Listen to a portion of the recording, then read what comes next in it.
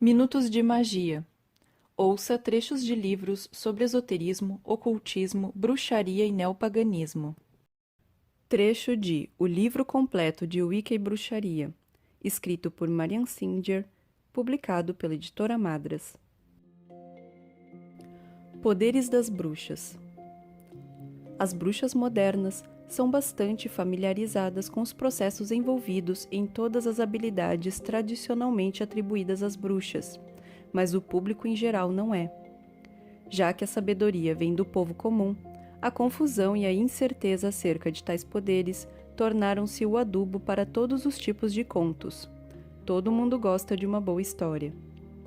Infelizmente, tais contos fizeram das bruxas uma presa fácil para as pessoas que queriam encontrar um culpado para quase todos os acontecimentos infelizes.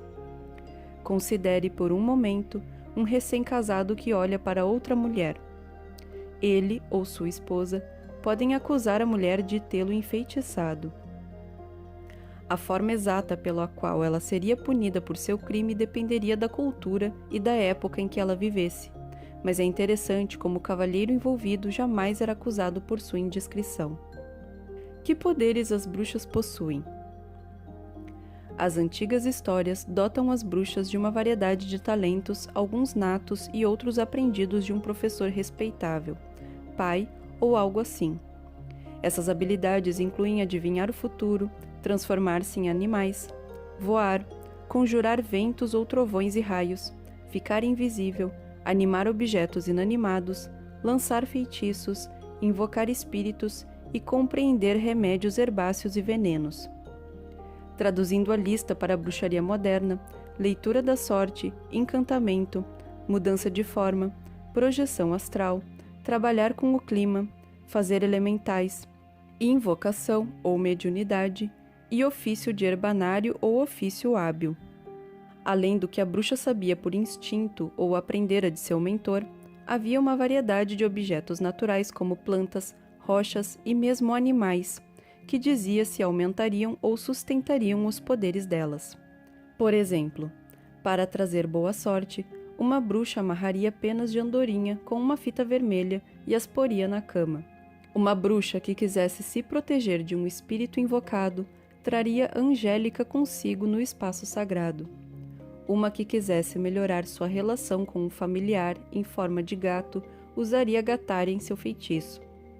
Outros exemplos de uso de ervas ou plantas para aumentar o poder incluem semear camomila ou coentro no jardim para aumentar os poderes mágicos das plantas, invocar um espírito ajudante com equinácea ou verbena, pôr figos em comidas de amor ou poções para aumentar os resultados, pôr um raminho de amoreira no livro de feitiços para mantê-lo a salvo de bisbilhoteiros, passar levemente água de rosas para criar reações favoráveis e hospitaleiras nos outros, juntar folhas de salva na aurora e queimá-las para estimular a chuva naquele dia.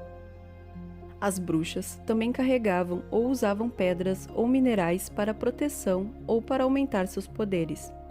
Por exemplo, se uma bruxa tivesse uma pedra perfurada, qualquer pedra com um buraco que a atravessasse, ou pedra de bruxa entre suas ferramentas e ingredientes mágicos, ela serviria para aumentar o poder desses itens e proteger a casa dela.